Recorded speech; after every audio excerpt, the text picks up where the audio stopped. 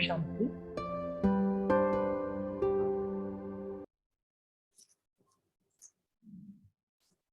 आप सभी का फिर से इस मेन रूम में आपका धन्यवाद है।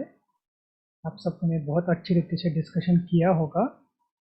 तो हमारे पास अभी 20 मिनट का टाइम है, क्योंकि उसके बाद बाला भाई से हम क्वेश्चन आंसर भी करने वाले हैं, Q&A सेशन। तो हम हर ग्रुप को 3-3 मिनट देते हैं।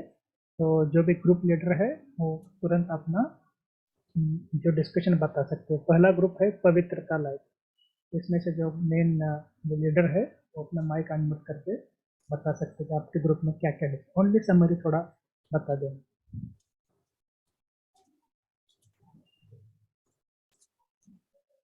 हाँ, आप अपना माइक अनम्यूट करके बोल सकते हैं। ओम शांति। तो हमारा टॉपिक था कि पवित्रता के लिए बाबा ने क्या श्रीमत दी हुई है और पवित्रता को हम जीवन में कैसे लेकर आए एज ए कुमार। तो सभी भाइयों ने अच्छा शेयरिंग किया।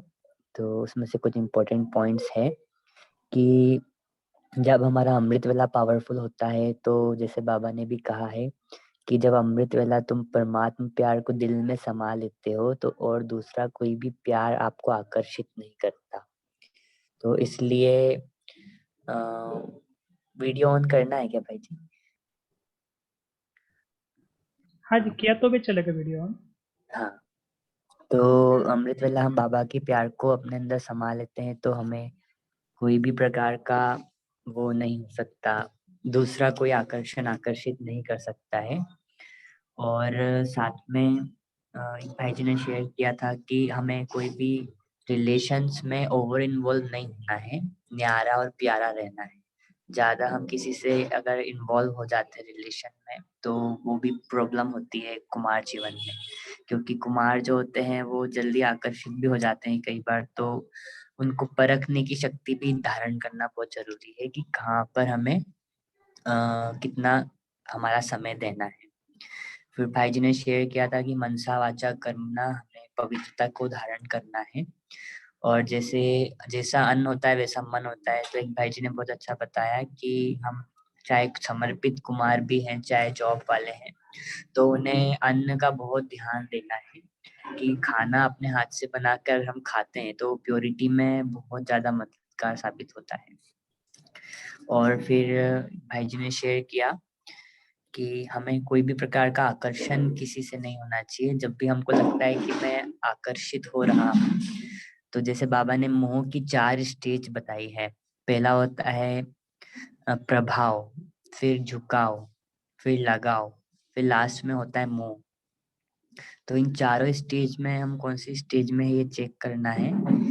अगर हमको कहीं भी आकर्षण होता है तो इससे हम परखने से हम पहले ही सावधान हो जाएंगे।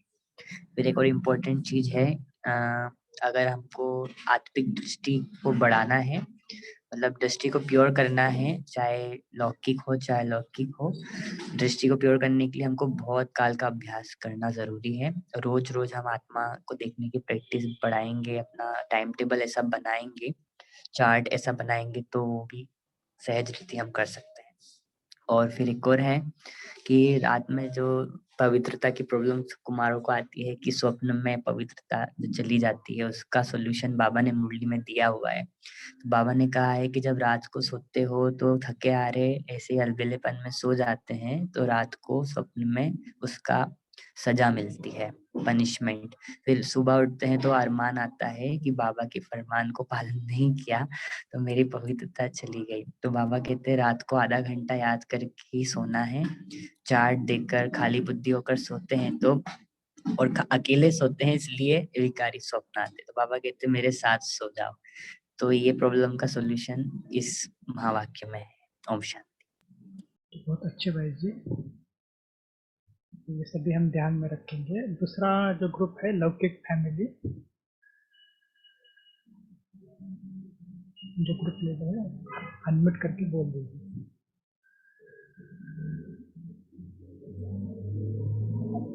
ओम शांति। लौकिक फैमिली का मैं प्रेजेंट कर रहा था। चेतन चुड़का नाम है मेरा, शरीर का भाई जी। ओम शांति। लौकिक फैमिली के हमने 7 पॉइंट्स निकाले हैं। पहला पॉइंट ये था कि लौकिक फैमिली में हमें टाइम देना है।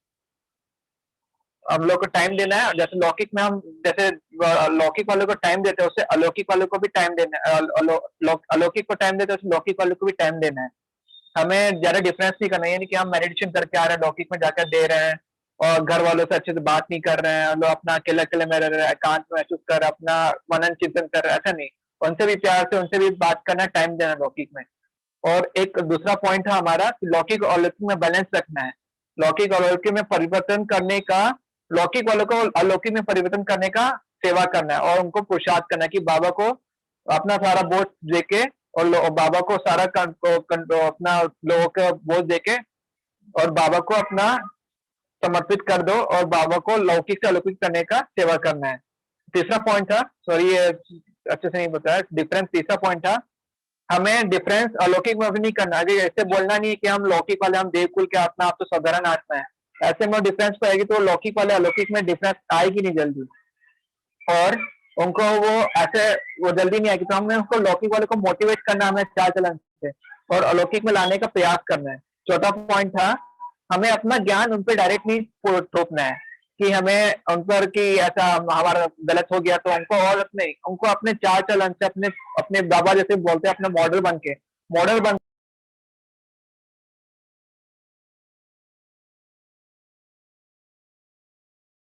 सर आपका माइक ऑन, सॉरी म्यूट हुआ है।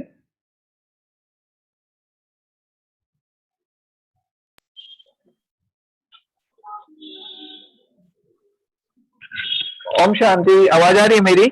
हाँ आ रहे। हाँ, तो कहाँ तक था मैं? चौथा पॉइंट हो गया क्या? हाँ यस यस, चौथा। हाँ, चौथा पॉइंट में इंक्लूड किया था कि बाबा का ज्ञान से ही उनको बदलना है।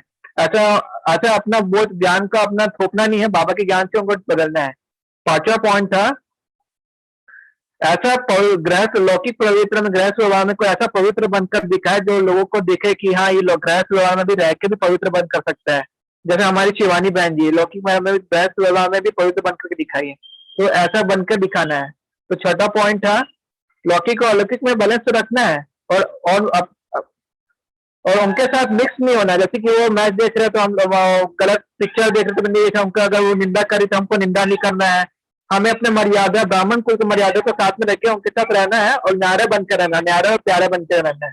और सातवां पॉइंट है हमारा, परिवार को सेवा स्थान समझ के करना है, उनकी सेवा करना है और अपने संकल्प दृष्टि स्मृति से परिवर्तन करना है उनको, और अपनी स्थिति अच्छी रखनी है ताकि उनको पे कोई असर ना पड़े, बैड असर ना पड़े। और वो अच्छा पॉइंट, ये 7 पॉइंट हमने निकाले थे भाई जी लौकिक में। आई होप यू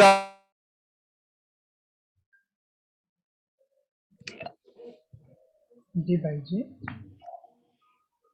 तो बहुत अच्छा आपने जो निकाला है ना। तो अभी नेक्स्ट ग्रुप लेते हैं, बीके फैमिली और सोशल लाइफ, ये ग्रुप के लिए।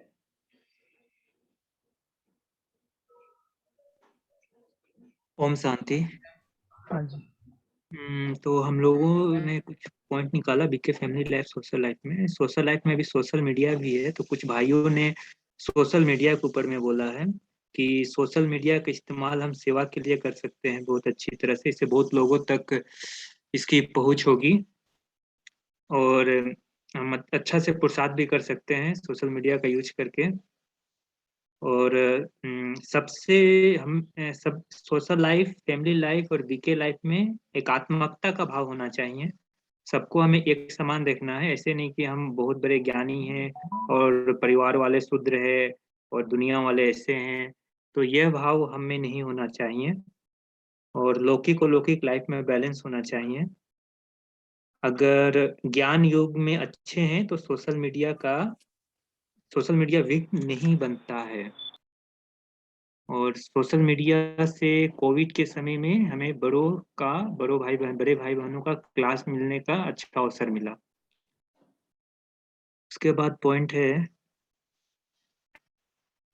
बीके लाइफ में आने के बाद हमारा सोशल लाइफ और अच्छा होना चाहिए। हमारे गुण दिखने चाहिए समाज में। और बीके फैमिली जो है एक किले के समान है जहाँ पर दुनिया के प्रभाव से हम बचे रहते हैं। जैसा संग रहता है वैसा रंग जमता है। लौकिक और अलौकिक भी सोशल लाइफ में और बीके लाइफ में दोनों में सामंजस्य बना के रहना है। और एक भाई ने कहा कि अगर कोई समस्या आती है तो हमें लौकिक संबंधों से मदद मिलती है। सोशल लाइफ में हमारा ऑफिस भी आता है, तो अगर हम ऑफिस में बेल्ट पहनते हैं तो हमें बहुत सावधानी से रहना चाहिए। और ऑफिस का कोई ग्रुप है तो हमें अच्छे विचार उसमें शेयर करने चाहिए। और हमारे चेहरे और चलन से समाज में सेवा होनी चाहिए। ओम शांति। हाँ जी, बहुत अच्छी बात है। और आपने जो बातें बताई सभी के लिए ये लागू है, क्योंकि हम सभी कुमार घर गृहस्थ में रहने वाले, सॉरी, हम सभी कुमार वर्क लाइफ में भी जाते हैं और सभी का है। हो सकता है तो सभी अपना कैमरा भी ऑन करें, ताकि बहुत इंटरेक्शन अच्छा होता है ना, तो अच्छा लगता है। नेक्स्ट ग्रुप है कि रमणीकता, एंटरटेनमेंट और सोशल मीडिया, इनमें से बता सकते हैं। ओम शांति। हाँ जी, बोलिए रवि भाई जी। हाँ जी, हमारे ग्रुप का अभ्यास का विषय था रमणीकता, एंटरटेनमेंट और सोशल मीडिया, ऐसे 3 पॉइंट्स करके डिस्कस किया था। रमणीकता के पॉइंट्स कुछ सुनाते हैं हमने जो निकाले हैं ग्रुप ने। बाबा कहते हैं एकांतवासी भी बनना है। बाबा कहते हैं एकांतवासी भी बनना है और रमणीकता भी चाहिए, उन दोनों का बैलेंस चाहिए। तो जैसे भाई ने बताया था कि कभी-कभी एक जैसे बैठकर आत्मा हूँ, मैं परमात्मा का बच्चा हूँ, ऐसे-ऐसे करके बोर हो जाते हैं ना, तो उसके लिए रमणीकता और एकांतवासी का बैलेंस भी चाहिए।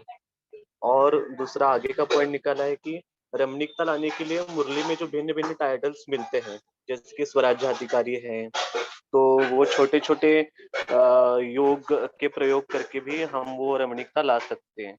और बाबा कहते हैं कर्मेंद्रियजित बनो, अपने मतलब योग में बैठते समय सभी अपने शरीर के अंगों को बाबा से शक्ति लेकर उनको रिलैक्स करो, तो योग अच्छा लगेगा। और आगे का पॉइंट है कि शुरू-शुरू में जब बाबा अव्यक्त हो गए, तो उसके बाद संदेश श्री गुलजार दादी जो संदेश लाती थी, तो वैरायटी संदेश वो लाती थी और उसमें भी रमणीकता वाले बहुत पॉइंट्स है, वो भी अगर हम अभ्यास करें तो वो भी अच्छा हो सकता है।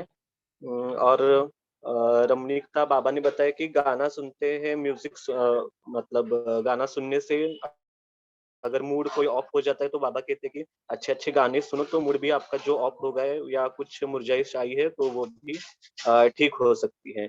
और ये एक पॉइंट हमने रखा था कि गाना अगर हम चलते-फिरते कोई भी फ़िल्म का सॉन्ग अगर ये गाने सुनते तो उसके अर्थ को ज्ञान की दृष्टि से देखना है और उस वो पॉइंट्स ज्ञान की दृष्टि से मनन करना है, उसके शब्द और बाबा से जोड़ के वो सब देखना है हमें।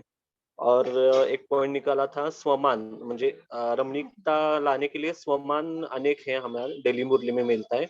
वो डेली एक स्वमान का अभ्यास करेंगे तो भी रमणीकता आ सकती है, बोर नहीं होंगे। भिन्न-भिन्न स्वमान लेके अगर हम करेंगे तो। और सर्व संबंध एक बाबा के साथ रखेंगे तो अकेलापन नहीं आएगा और पुरुषार्थ भी अच्छा होगा, बाबा के साथ का अनुभव होगा।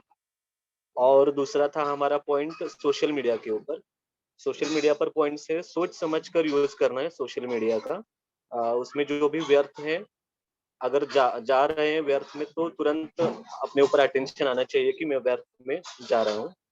साधन और साधना के बारे में बाबा ने कहा है कि साधन साधना के लिए आपको दिए हैं, तो उसका यूज भी लिमिटेड और अपने कार्य के लिए ही करना है। ऐसे नहीं कि साधनों के अधीन बन जाओ और साधन ही ना हो तो साधना भी बंद हो जाए, अगर उस पर असर पड़ जाए तो साधन के अधीन नहीं होना है।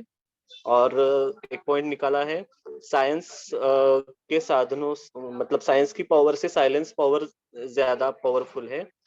साइलेंस से ही इन्वेंशंस बड़े-बड़े निकले हैं। तो ये भी पॉइंट्स याद में रखने की है कि साइलेंस पावर ज़्यादा ताकतवर है। और प्रैक्टिकल में अभी क्या हो रहा है कुमारों के सामने माया का प्रभाव है सोशल मीडिया के रूप में। वो एक भाई ने बताया ई माया करके हम बोल सकते हैं उसको। तो डिजिटल डिटॉक्स उसके लिए करने का प्रयोग करें। महीने में 3 से 4 बार यानी हफ्ते में 1 बार तो डिजिटल डिटॉक्स करना है। और तो और उसके आकर्षण में अगर हम फँसे हैं तो उसको निकालने का तरीका वो भाई ने बताया पॉइंट कि जो हमें फिल्म वगैरह देखने की आदत ज्ञान के पूर्व है और वो नहीं छूटती, तो उनसे निकलकर हम एनिमेशन मूवी वगैरह देखें, तो उसका असर धीरे-धीरे कम होता जाएगा, स्टेप बाय स्टेप हम कम होते जाएँगे। और एक सुशील भाई जी ने एक पॉइंट बताया कि अच्छी पुस्तकें पढ़ें, फ़िल्म वगैरह देखने के बजाय, तो वो भी आकर्षण हमारा धीरे-धीरे खत्म हो जाएगा। जैसे कि एक भाई का अनुभव था, उसको फ़ेसबुक की बहुत आदत थी, तो वो निकालने के लिए उन्होंने क्या किया, मेल से अपने सारे जो संवाद है वो शुरू किया, और उसकी आदत धीरे-धीरे छूट गई वो। ऐसे पॉइंट्स निकाले हमने। जी, ओम शांति। ओम शांति। नेक्स्ट ग्रुप है वर्क लाइफ और फाइनेंस।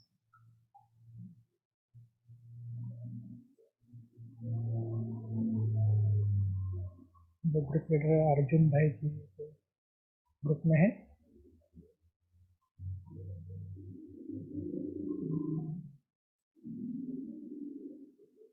वर्क लाइफ फाइनेंस इस ग्रुप के अर्जुन भाई आप बोल सकते हैं अभी। जी मैं अनम्यूट नहीं कर पा रहा था अपने आप को, सॉरी।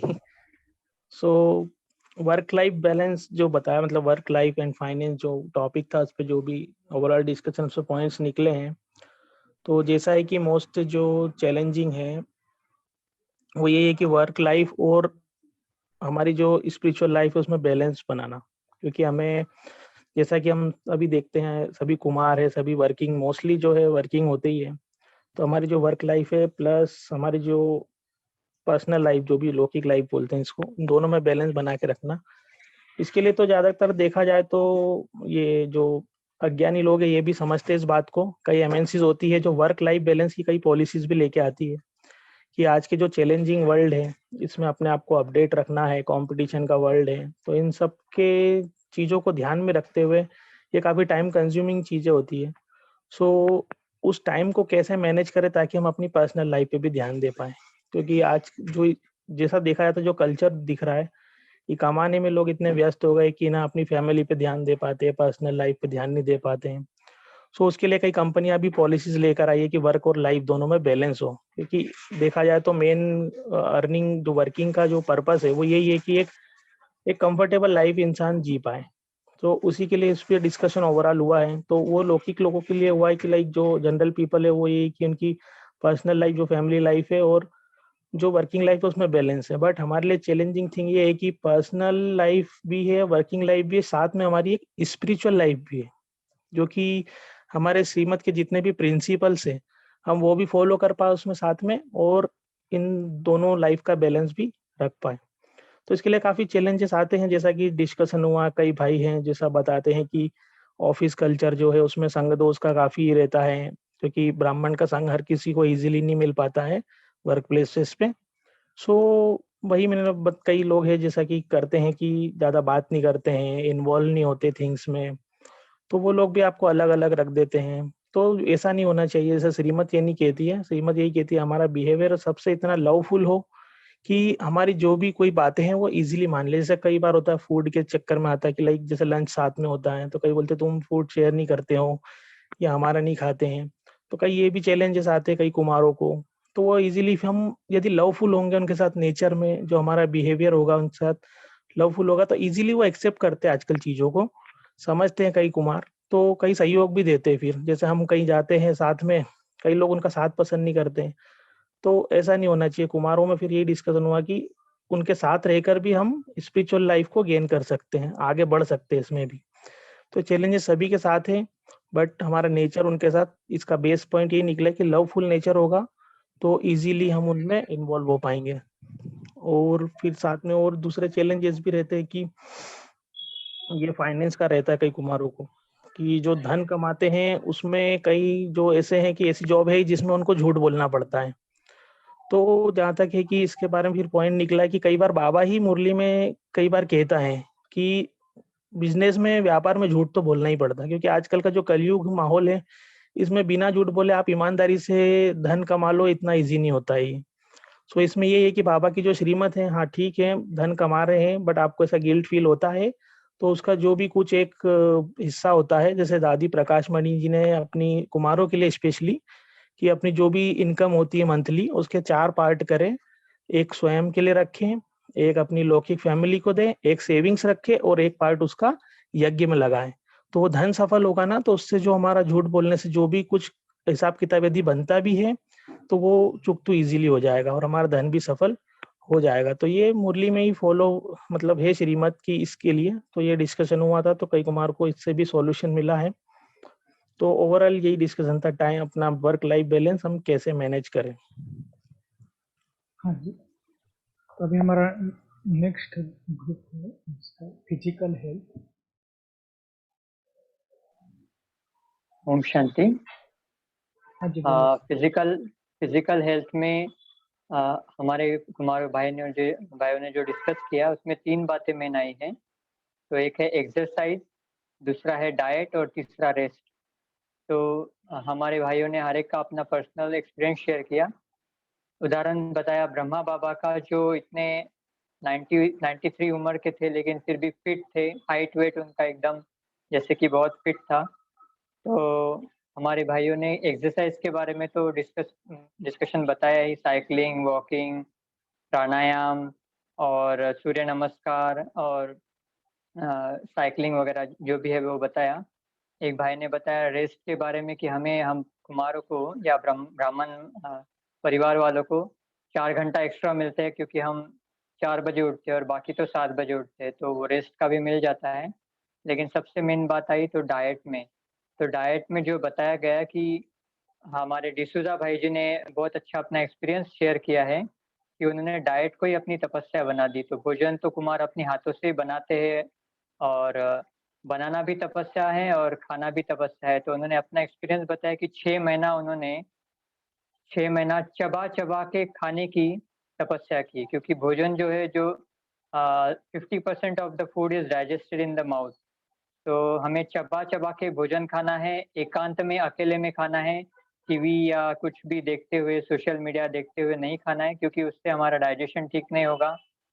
भोजन अगर चबाया नहीं तो फिर और तकलीफें, डिसीजेस मतलब जो भी आएगा।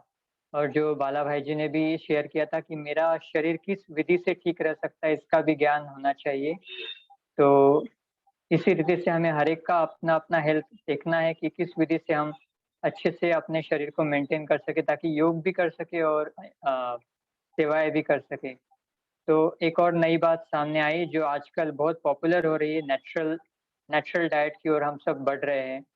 जैसे हम सचिन भाई जी के क्लासेस में भी आजकल बहुत नेचुरल डाइट के बारे में सुन रहे हैं। तो एक अमित भाई ने हमारे शेयर किया कि उनका जो डाइट रूटीन है, जो आजकल liquid diet in the morning means liquid juice, ash gourd juice बताया, जिसको कुष्मांडा कहा, जो एनर्जी गिविंग जूस है, जिसको हम सफ़ेद आगरा पेठा कहते हैं, उसका जूस लेना। उसके बाद उन्होंने कहा ब्रेकफास्ट में हम फल लेना। तो फल लेंगे तो माना वो एक हाई एनर्जी फूड है, हाई वाइब्रेशन फूड है, जो कि हमें एनर्जेटिक रखेगा, हमें माना काम करने में एक स्फूर्ति देगा। और हमें हेल्थ कॉन्शियस से सोल कॉन्शियस, माना हेल्थ कॉन्शियस और सोल कॉन्शियस का बैलेंस रखना है। तो इस प्रकार एक मूवमेंट जो आजकल यूट्यूब पे चलता है, सात्विक मूवमेंट, इसका भी जिक्र आया कि सात्विक मूवमेंट में जो डाइट रूटीन बताया जाता है, सुबह लिक्विड्स लेना है, फिर आपको 2 घंटे के बाद फल लेने हैं, फिर उसके बाद कुछ सैलड्स लेना है। माना जैसे कि हमें नेचुरल डाइट की ओर ज़्यादा से ज़्यादा बढ़ेंगे तो हमारा फिजिकल हेल्थ हम ज़्यादा से ज़्यादा अच्छा रख सकेंगे। तो इस प्रकार हमारा ये शेयरिंग हुआ है।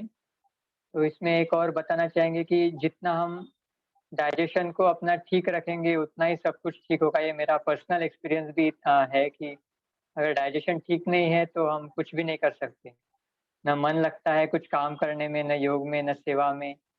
तो जितना हो सके बैलेंस रखना है, उसका भी अति में नहीं जाना है, क्योंकि अति में जाते हैं तो फिर हम उसके ही पीछे चले जाते हैं। ये मेरा भी एक्सपीरियंस हुआ लॉकडाउन में कि हम थोड़ा अति के पीछे चले गए थे उसके। तो बैलेंस रख के हमें चलना है, जिससे हम अपना physical health, mental health, spiritual health सबका हम बैलेंस रख सके। अच्छा, ओम शांति। ओम शांति। अभी ये जो लास्ट वाला ग्रुप है गॉडली सेवा, तन मन धन, इसमें से कोई बताओ। ओम शांति। हमारा ग्रुप जो ईश्वरीय सेवा ग्रुप था उसमें तन मन धन को कैसे सफल करे इसके बारे में डिस्कशन हुई। इसमें सेंटर पर जो भी हमें सेवाएं मिलती है दीदी के द्वारा, तो वो हम अपने तन से कर सकते हैं, उसमें हमारा योगदान दे सकते हैं। या फिर मन के द्वारा भी हम योग के वाइब्रेशन भेज सकते हैं, या फिर किसी बीमार व्यक्ति की भी सेवा कर सकते हैं।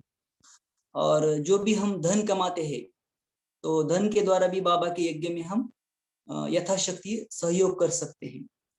और साथ साथ ये भी पॉइंट निकले कि जो भी हम सेवा कर रहे हैं उसमें हमारी स्थिति कैसी है, हमारी स्थिति अच्छी होनी चाहिए, अच्छी स्थिति में रहकर हमें सेवा करनी चाहिए। साथ साथ हम ऑनलाइन भी सेवा कर सकते हैं, या फिर हमारे में जो भी कला है, गुण है, विशेषताएं है, तो वो भी बाबा की सेवा में हम लगा सकते हैं। और हमें ये भी सेवा का महत्व पता होना चाहिए कि इस सेवा का क्या महत्व है, और इससे हमें अनेक प्रकार के लाभ होते हैं। जैसे हम कोई सेवा करते हैं तो उसका प्रत्यक्ष फल हमें खुशी प्राप्त होती है, बड़ों की दुआएं मिलती है, और हमारा समय भी सफल हो जाता है। और ये भी एक पॉइंट निकले कि जब भी हम कोई सेवा करें तो हम पहले बाबा का आह्वान करें और फिर वो सेवा शुरू करें, तो उसमें सफलता जल्दी मिल जाती है। और कोई भी सेवा हमें करनी है तो वो हमें दिल से करनी है, मजबूरी से नहीं। अगर किसी ने कहा है भैया मैं करना ही पड़ेगा, ऐसा नहीं होना चाहिए। जो भी करनी है तो दिल से सेवा करनी है। और एक लास्ट पॉइंट ये निकले कि भाई सेवा में भी हम इतना बह न जाए कि हम खुद पर ध्यान न दें, तो हमें अपनी तपस्या का भी ध्यान रखना है। मतलब चारों बातों का हमें बैलेंस रखना है। इस प्रकार का पॉइंट्स हमारे ग्रुप में निकले। ओम शांति। जी ओम शांति। थैंक यू सभी को, बहुत बहुत थैंक्स, क्योंकि बहुत अच्छे पॉइंट सभी कुमारों ने निकाला है। भी मैं बाला भाई जी से रिक्वेस्ट करता हूँ कि थोड़ा आप समराइज करेंगे तो बहुत अच्छा रहेगा, क्योंकि आप थोड़ा समरी सारे ग्रुप में से बताएंगे और फिर बाद में हम अपने Q&A मतलब क्वेश्चन और आंसर की तरफ जाएंगे। ओवर टू बाला भाई जी।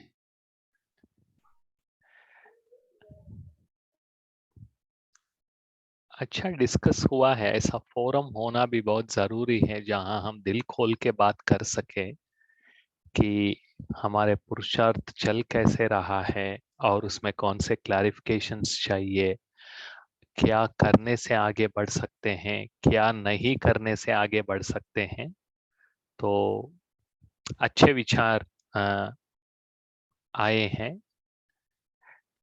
सिर्फ ये पूछना चाहता हूँ कि जो प्रिंसिपल्स हमने जिसके बारे में चर्चा हुई है ये ग्रुप डिस्कशन से पहले, क्या उन प्रिंसिपल्स को अप्लाई करते हुए जो आपने डिस्कशन किया, वो जो आपके सिचुएशंस हैं उन सिचुएशंस को उस दृष्टिकोण से मिलने का चांस मिला आपको?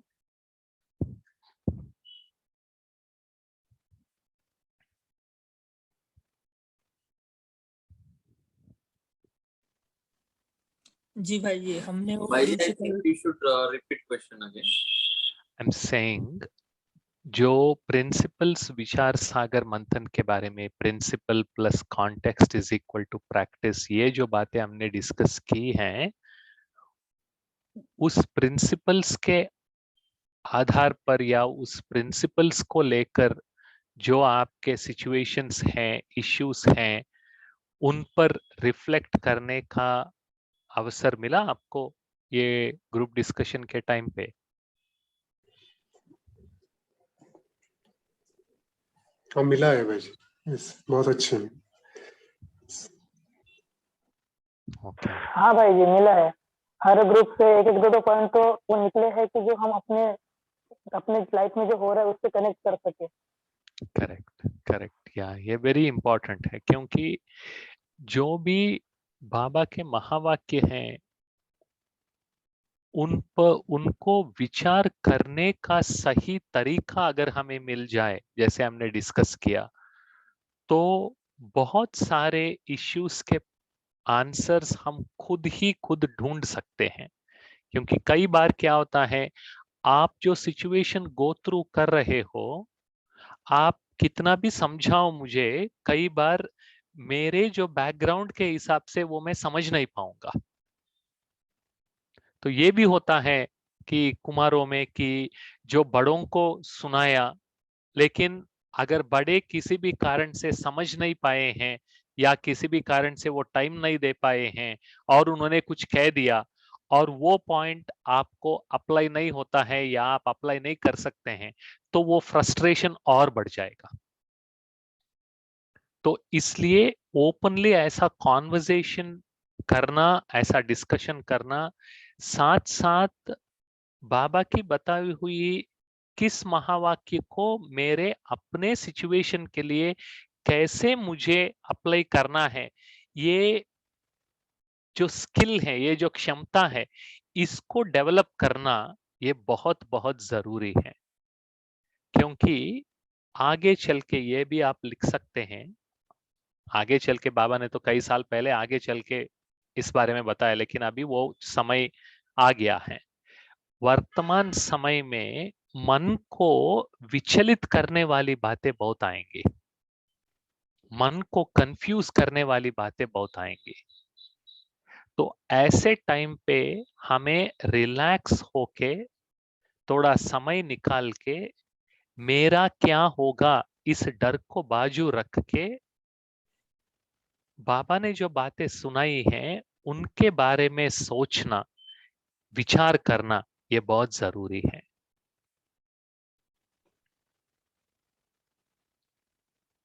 ये अभी बहुत सारे, जैसे आप 2-3 ग्रुप्स ने डिस्कस किया है ये डिजिटल सेवा के बारे में।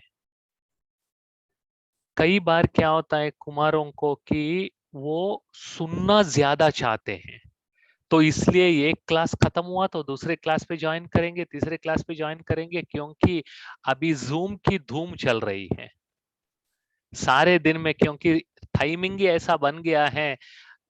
सुबह अमृत वेले से पहले ही आपको न्यूजीलैंड से चालू करके रात को मिडनाइट के बाद सैन फ्रांसिस्को तक आपके जूम की धूम चालू है। लेकिन मोस्ट इंपॉर्टेंट चीज is we must learn to start reading Baba's Avyakt Murlis. That is my sincere suggestion to all of you.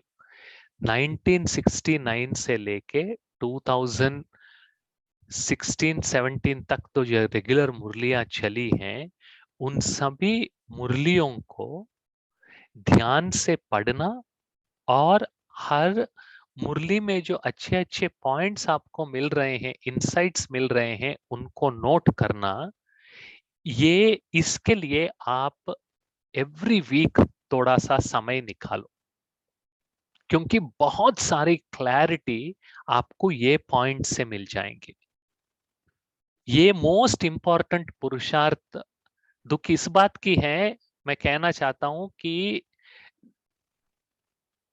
ज्यादा बीकेस इस पर ध्यान नहीं देते हैं, ज्यादा ध्यान योग पे करते हैं, ठीक है, लेकिन क्लासेस सुनने में, भट्टियां अटेंड करने में, वो सब ठीक है, वो तो करो, लेकिन थोड़ा सा समय बाबा ने खुद क्या सुनाया वो सुनो ना, पहले आप वो पढ़ो, उस पर आप विचार करो, तो ज्ञान का जो रस है वो डायरेक्ट आपको मिलना चालू हो जाएगा।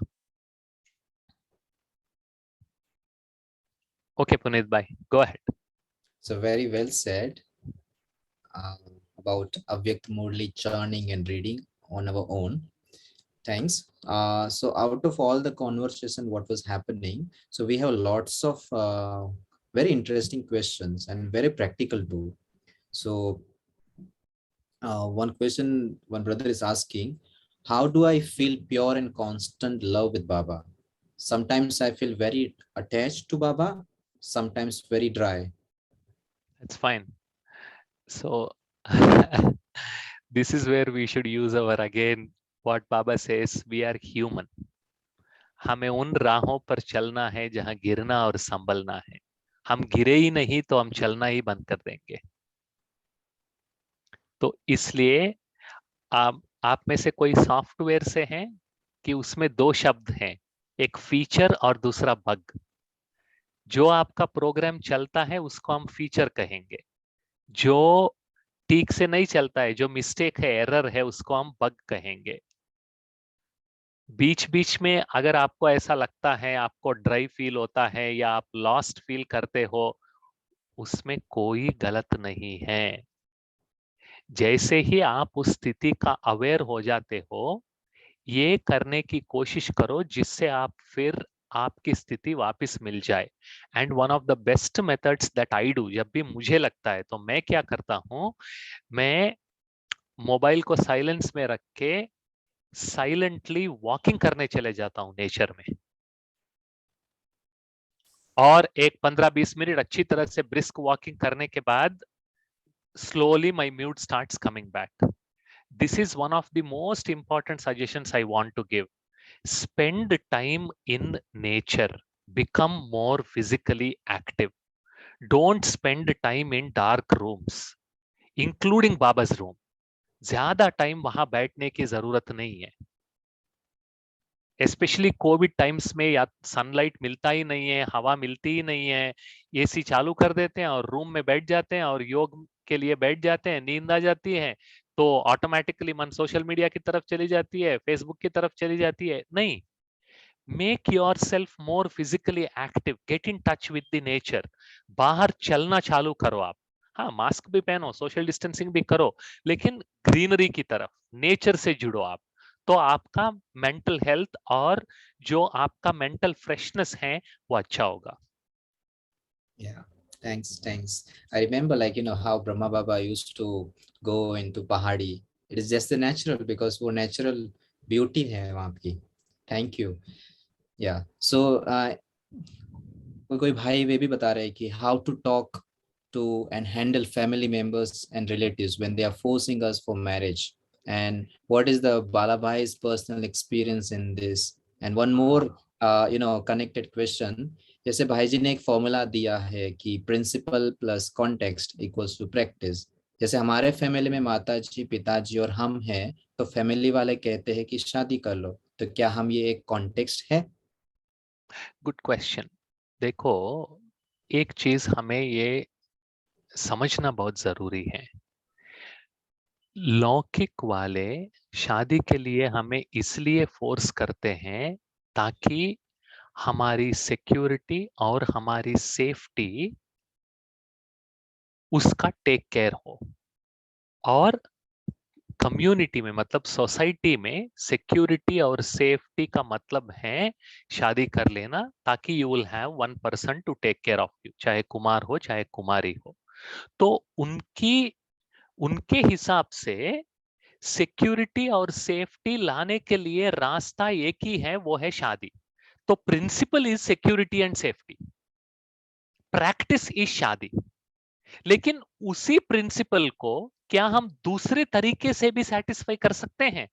जैसे मैंने अपनी जो कॉलोनी में बहुत सारे कुमार्स हैं सेंटर के, तो वो अपने अपने घर में माता पिता के साथ रहते हैं, तो मैंने उनको यही बताया कि आपके माता पिता जो कह रहे हैं वो गलत नहीं है, लेकिन उनका इंटेंशन है आपकी सिक्योरिटी एंड सेफ्टी। तो उनको बताओ कि सिक्योरिटी और सेफ्टी के लिए आप कह रहे हो, जब आप सब शरीर छोड़ देंगे, जरूरत पड़ेगी तो हम सब बालाबाई के यहाँ आ जाएंगे, एक ही घर में रहेंगे, तो एक दूसरे के साथ सिक्योरिटी भी रहेगी, सेफ्टी भी रहेगी, देखभाल भी करेंगे। उसके लिए हमें शादी करने की, और शादी के लिए आप फोर्स मत करो, क्योंकि उसके बाद फिर बच्चे आएंगे। अगर वो लोग मुझे आपसे दूर चले जाने के लिए कहेंगे, मेरी वाइफ मेरे साथ आके, तो आप ही दुखी होंगे। जैसे आप संसार में देख रहे हो कैसे 1-2 सालों में डिवोर्स की जो केसेस है बहुत बढ़ रही हैं। तो ये सारा झंझट क्यों? जब तक मैं हूं आपकी अच्छी देखभाल करूंगा, जब आप नहीं है तो हम सब कुमार्स मिलके एक दूसरे की देखभाल करेंगे, और क्या चाहिए आपके लिए। तो जब उनके जो कुमार्स हैं, उनकी माता पिता की बहुत प्यार से देखभाल कर रहे हैं, और उनको ये भी ये तसल्ली दिलाया है, हमारी सेफ्टी और सिक्योरिटी का भी हमने सोच के रखा है, हमारे पास ये ऑल्टरनेटिव है, जिसको आप सिर्फ शादी के बारे में सोच रहे थे, वो एक ही रास्ता नहीं है, दूसरे अलग रास्ते भी हैं जिस पर हम चलना चाहते हैं। तो स्लोली, जैसे मेरे पिताजी हैं, उनको 10 साल लगा मेरी बात समझने में। नहीं तो हर बर्थडे को जब मैं उनके चरण छूता हूं तो वो आशीर्वाद देते थे कि अगले साल तक तुम शादी करके आना, मेरे पास आना। मैं हाँ कहता था। तो अगले साल थे, अगले साल अभी 10 साल 20 साल हो गए तो उनको समझ में आया, तो अभी पूछना छोड़ दिए।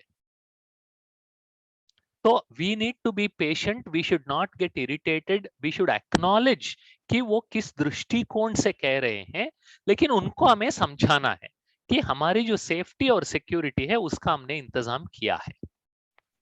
Right, very well. It is like, sometimes we need to know and learn how to respond and how to react. So that is, two frame we need to understand. Otherwise, sometimes we used to react and sometimes anything will happen. So better we need to respond that time. Thanks for bringing up that. So can we take one or two question more? Yeah, go ahead. Yeah, thanks. तो जे I think ये question corporate life से जो भाई जुड़े हैं तो उन्होंने पूछा हुआ है कि नुमाशाम में ड्यूटी रहती है और रात को फ्री होते हैं तो नुमाशाम कब करें। एंड उसके कॉन्टेक्स्ट में अमृतवेला का भी एक है कि भाई जी अगर योग के लिए जल्दी उठ रहे हैं और दिन को आराम नहीं मिलता तो अमृतवेला के बाद सो सकते हैं। Is this practical? Yes. Okay. I do not want to put any comma. Yes, full stop. Right. Okay, so we can quickly go to another question. How to manage? और नुमा शाम का जैसे मैंने बताया कि आपके कॉन्टेक्स्ट के अनुसार आपको जब टाइम मिलता है वो टाइम ही आपके लिए नुमा शाम है बस। ये जो बाबा सुनाते हैं वो मेजॉरिटी के लिए है। There will always be exceptions. Yes. How to manage sleep as I sleep at 11 p.m. and wake up at 4 a.m. which is not sufficient sleep. Whole day पहले सो जाओ। Yeah. तो 11 बजे क्यों सोते हैं? आप थोड़ा जल्दी सो जाओ, 10 बजे सो जाओ, 9:30 बजे सो जाओ, मोबाइल देखना बंद करो, मुरली पढ़ना चालू करो तो तुरंत नींद आ जाएगी। ये भी अच्छा है। Yes. क्योंकि कईयों को मुरली पढ़ते हैं तो नींद आती है, ये भी अच्छी विधि है। Right. So like, and how can we? देखो, मोस्ट इम्पोर्टेंट बात ये है, ये भी आप नोट करके विचार करना, वेरी इंपॉर्टेंट, जो पिछले कुछ 1-2 साल से मैं इस पर विचार कर रहा हूँ और ऑब्जर्व कर रहा हूँ। मोस्ट इम्पोर्टेंट चैलेंज नींद की नहीं होती है। मोस्ट इम्पोर्टेंट चैलेंज मन को पॉजिटिव रीति से एंगेज कैसे करना है वो हमको नहीं आता है। इसलिए जो इजीएस्ट मेथड ऑफ एंगेजमेंट है mobile, Facebook, Instagram, YouTube, web series, इस पर चले जाता है। लेकिन अगर हमारी जो मन को जो बाबा ने बताई हुई श्रीमत है उस अनुसार एंगेज करने के लिए पॉजिटिवली क्या क्या करनी है, कौन सी ऐसी हॉबीज है, जैसे म्यूजिक सीखना है, जैसे वॉकिंग है, एक्सरसाइज है, डांस है, या पेंटिंग है, कारपेंट्री है, या कुछ अच्छे बुक्स पढ़नी है। There are so many positive hobbies. आपका हॉबी क्या है, ये थोड़ा मेहनत करके अगर हम फाइंड आउट करेंगे और थोड़ा सा समय उस हॉबी को परस्यू करने के लिए रखेंगे तो मन को पॉजिटिवली एंगेज कैसे करना है ये कला अगर हम सीखेंगे तो ये कंफ्यूज होने से, ये भटक जाने से बच जाएंगे। तब ये प्रॉब्लम ही नहीं होगा, क्योंकि इसका रूट कॉज ही lack of understanding of how to keep my mind engaged। इसलिए मेरे पास, क्योंकि मुझे पढ़ना बहुत पसंद है, दैट इज माई हॉबी, तो मेरे पास I always have a big to do list of books to read. So time मिला तो मैं उन पे चला जाता हूं। ऐसे आपके पास ऐसे कौन से हॉबीज हैं? मोबाइल गेम खेलना हॉबी नहीं है, यूट्यूब देखना हॉबी नहीं है, ठीक है, इंस्टाग्राम में इंस्टा शॉर्ट्स देखना हॉबी नहीं है। ये सब हॉबीज नहीं होते हैं, these are all distractions. Hobby का मतलब है आपका माइंड पॉजिटिवली एंगेज हो और आपका माइंड भी फ्रेश हो। राइट, बहुत बढ़िया। This is like we need to more engage with the physical things rather to go in the digital screen. So just to have a quick announcement, if anybody wants to practice like how to practice digital detox, so you can always go to IT Wing, like bkitving.org, where you will get get the detailed explanation of how to practice digital detox and which is a need of this time, even though office will resume at physical, not at the work from home, but आप वहाँ से भी resource ले सकते हैं. Okay, so although we have lots of questions coming up, but we are running out of time, and there is. See, it also depends on your Vishwabhushan भाई ने पूछा, मैं मूवीज देखता हूँ, किस प्रकार के मूवीज देखते हो, इस पर आधारित है. क्योंकि ऐसे अच्छे मूवीज भी हैं जिनसे बहुत कुछ सीखने को मिलता है, बहुत कुछ रिफ्लेक्ट करने को मिलता है. तो it all depends on, again it comes back, ये सारे मेथड्स हैं, लेकिन goal is how can I keep my mind positively engaged.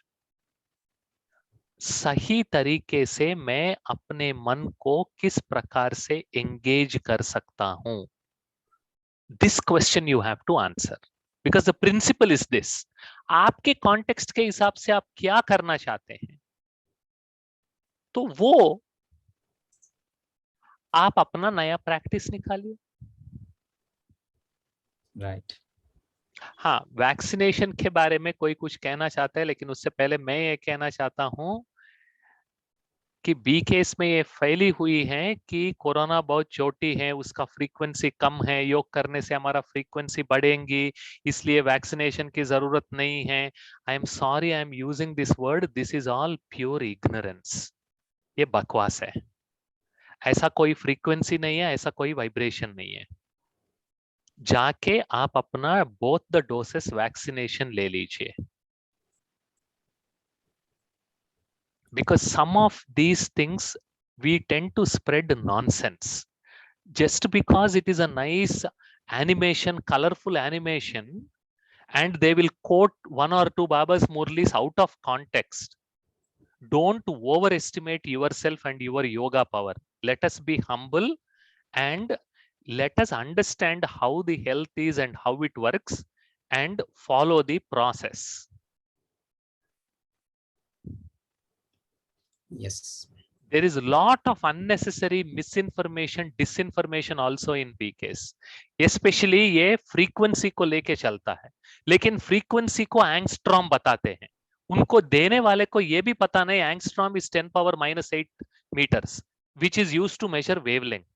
तो जिस बंदे ने लिखा उस बंदे को वेवलेंथ और फ्रीक्वेंसी का पता नहीं है, वो डिफरेंस पता नहीं है, और वो क्लास करने निकला, और हम सब यहाँ बैठे इंजीनियर वो सब सुनने लगे. Yeah, Pallava, I appreciate, because it's like, just to share a quick 30-second I will take. In my personal office, they have strictly informed, if you're not vaccinated, you will be fired. It is a practical, be practical. My own brother, last week, he had to check into the hospital for 7 days. He was in hospital, but he came out without any ventilator and with only mild symptoms because he took both doses of vaccination. Yeah. My dad is 77 years old. I made him also take vaccination.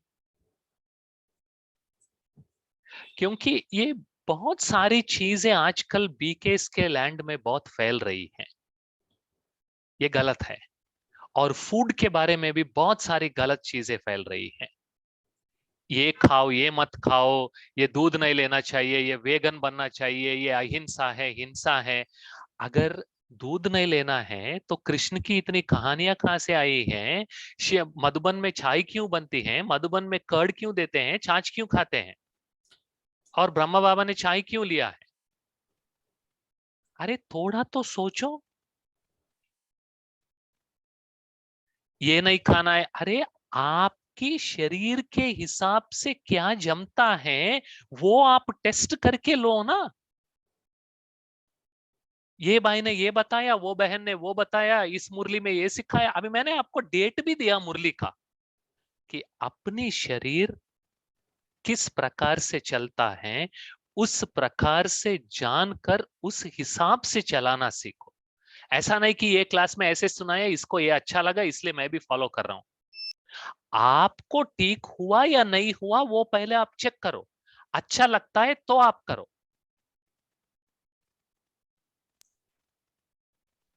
ये बहुत गलतफहमी फैल रही, इसी को ही मैं कहता हूं, इसलिए वो महावाक्य मेरे लिए मोस्ट इंपॉर्टेंट है। मन को विचलित करने वाली बातें बहुत आएंगी बच्चे। ये करो, ये मत करो, इसने कहा, उसने कहा, यहाँ देखो, वहां देखो, ये लाओ, वो लाओ।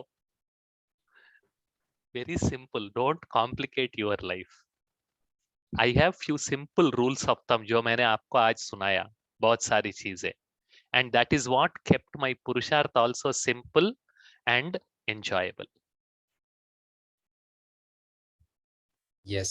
Thanks, Balabai. I can see a couple of questions. So just to request you all, we have completed a lot of series prior to this about food, about Amritvela, about our schedule. So everything is available on YouTube. So you can go and you can watch all the videos. So I just want to before we go for the meditation, I would like to announce a couple of things for our next Bhatti. So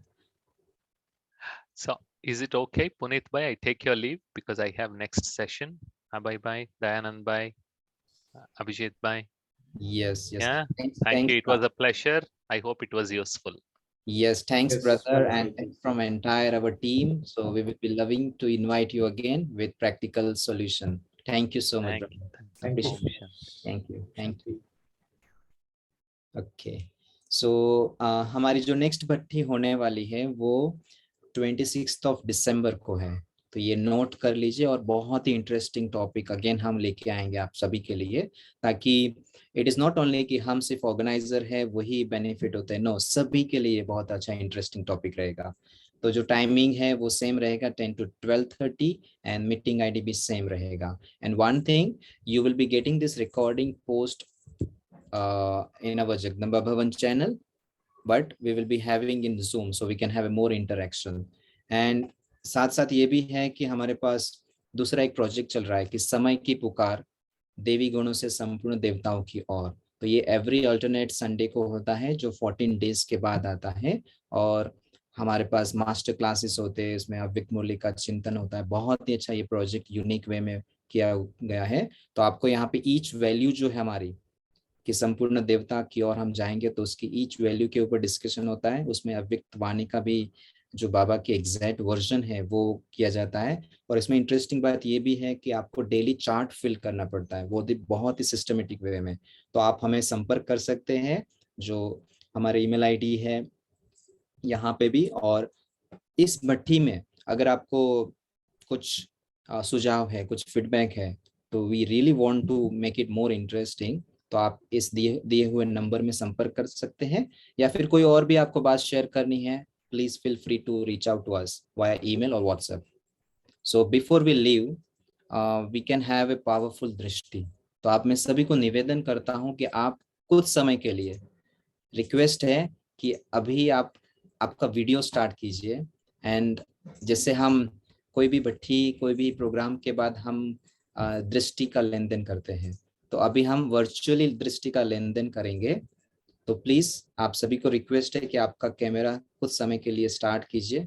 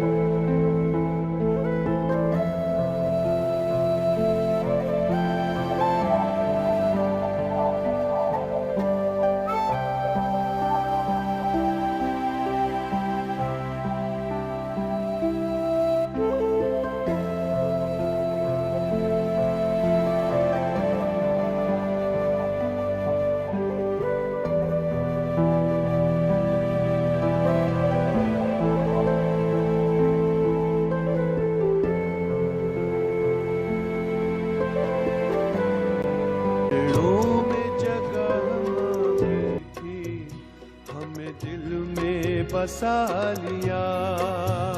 चरणों में जगह मांगी थी, हमें दिल में बसा लिया।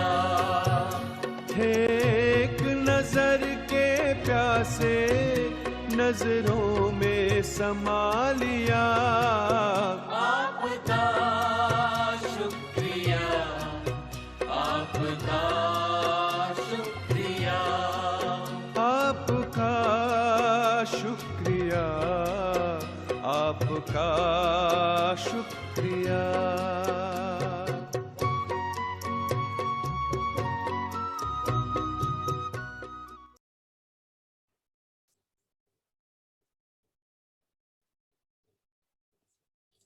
ओके, सभी का दिल से पुनः हम धन्यवाद करते हैं।